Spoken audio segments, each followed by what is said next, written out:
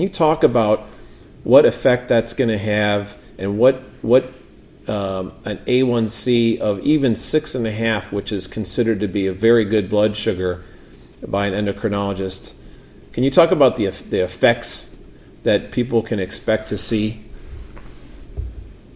Well, the studies on brain development in children abound now.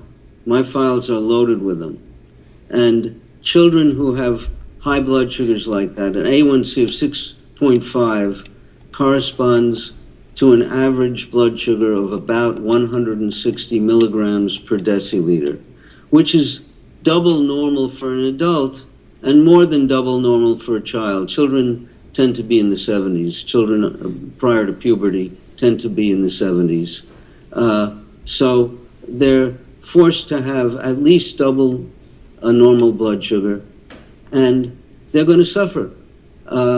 They're going to develop neuropathies. They're going to develop blindness. Their brains are certainly not going to function as well as they would if their blood sugars had been kept normal. And what is the real reason for this?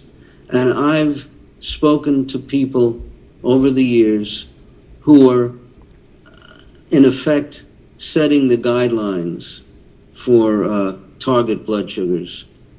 And I've, from different doctors, gotten the same answers.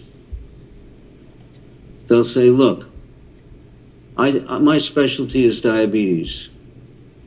I treat maybe 3,000 patients.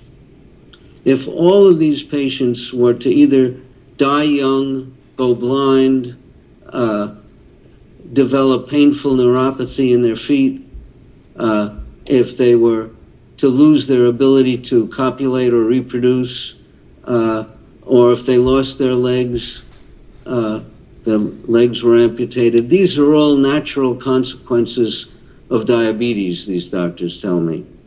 But if one patient out of my 3,000 dies of hypoglycemia, I get sued.